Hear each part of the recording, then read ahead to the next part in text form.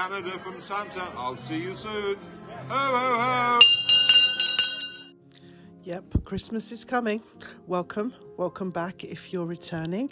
Today's video is still from the UK. I have a little bit of a secret to share with you, which will be coming up later in the video.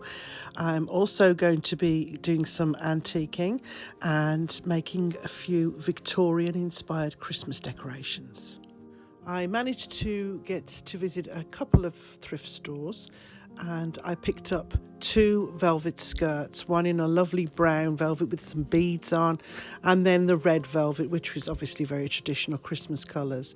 I also picked up some little trinkets, some brooches, some earrings, all around between $1 and $3, so about between 50 pence and £1, £2.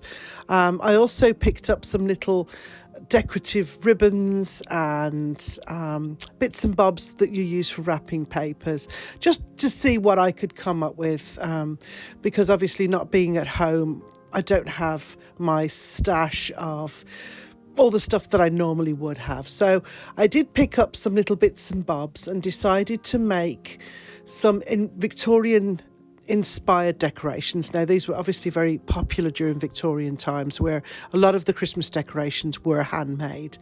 There was lots of velvets with beads and little diamonds and writing, and that's kind of the look that I was going for.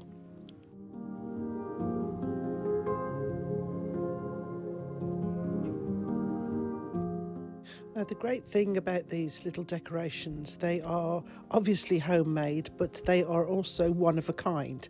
I was going to have a go at embroidering some initials on the little decorations, but by the end of it I just decided, well, you'll see how they ended up. They were all hand sewn, and I used the beads that I picked off the little dresses and little beads that I had just in a couple of little jars that I'd picked up from one of the thrift stores.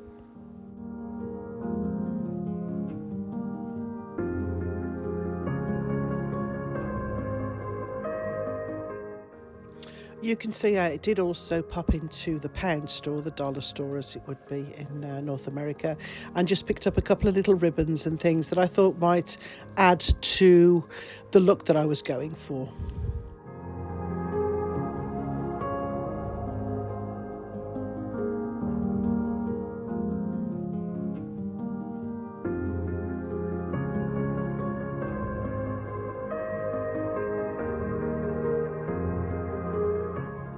Now, I also spotted this beautiful red pillow, and I thought it reminded me obviously of Christmas colours, but it reminded me of a poinsettia, and I was going to use something on this as part of my decor.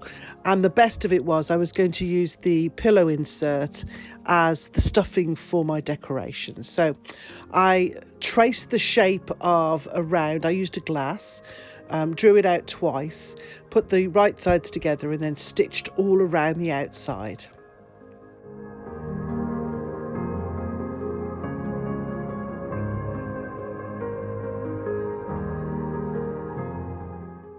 Once it was sewn, I left a little space in the top, turned it inside out and filled it with, as it turned out, feathers. So it made a bit of a mess on the velvet, obviously, because it was sticking to it. I would much rather have had foam, but I made do with the feathers. So there was a lot of cleaning up, but it did turn out rather nicely. So as you can see, I had a couple of little scraps of velvet that I found lying around the house, and I just hand sewed everything on. I cut off the little pieces of diamonds, and then I sewed those on, and then sewed the beads on, and all the way round what I did was I split the diamond necklace and sewed those on individually.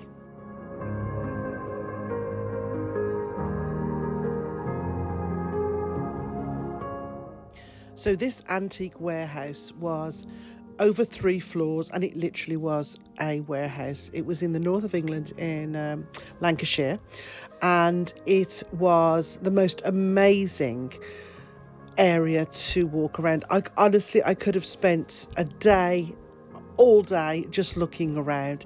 It had everything. The difficult thing was not being able to bring much stuff home, but because of the vastness of the place, they did have lots of specific items. So I mean, probably most of you aren't going to get to visit this place, but if you should get the opportunity, believe me, it was very, very good, and the prices were really good as well.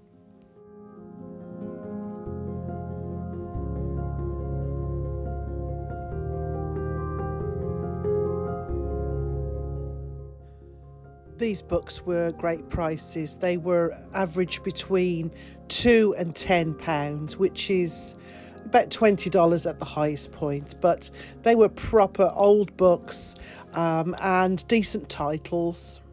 So a lot of the stalls had been decorated for the Christmas market, and a lot of these items were a good 200-300 years old.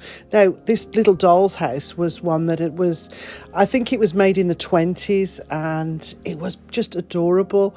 I mean, I think it was up for £400, and I can just imagine some little girl opening this Christmas morning and just loving it.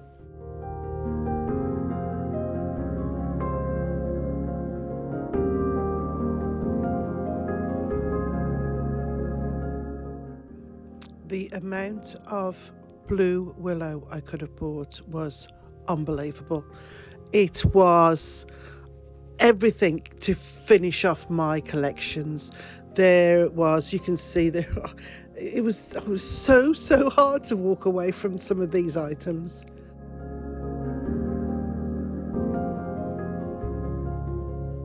I must admit the furniture there was really quite outstanding.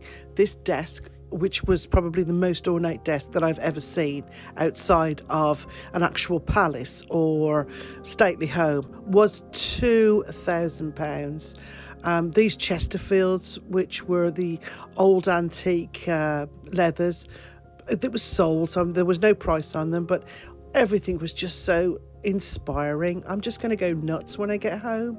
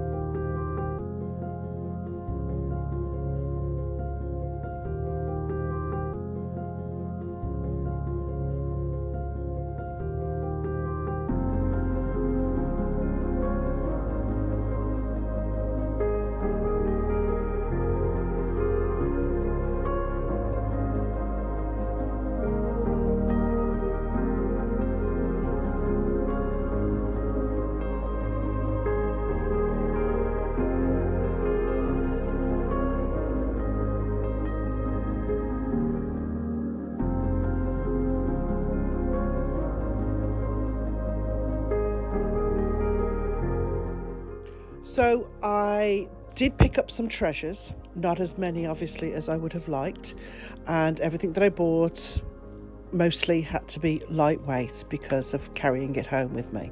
I did manage to find these 3 vintage Christmas cards, postcards. The one was from 1920 and the other 2 were from the 1800s. I paid about anywhere between $1 and $3 for each one, which is a very, very good price.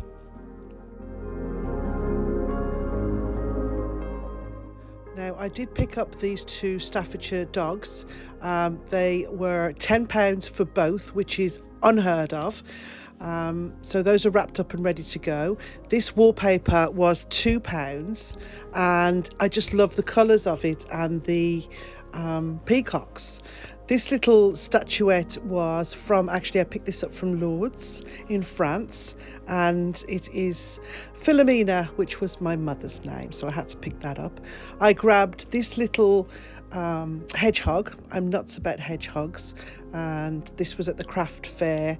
And this chandelier, I wish I'd have found more of these. I found one. I would have had a Christmas tree just full of them. How beautiful are they? And of course I picked up a little mouse to add to my little felted collection for the Christmas tree. I picked up these two little hand-painted cards. They are infused with wildflowers, and once they've been written and sent, you can use them in your pots. So now for my big news. About 6 weeks ago, we started our travels in Portugal.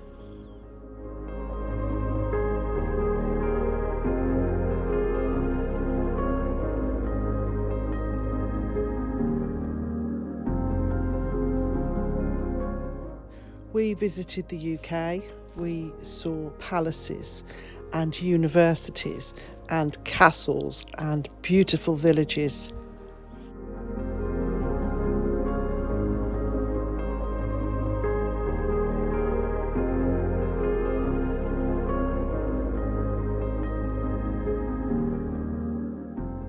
We visited the Pyrenees Mountains, which were probably one of the most beautiful places in the world I've ever visited. And then we found a little village about an hour away from Bordeaux, found a little property, made an offer and had the offer accepted. So that's my news. I will have more news for you as things unfold, and I will talk to you and see you very, very soon.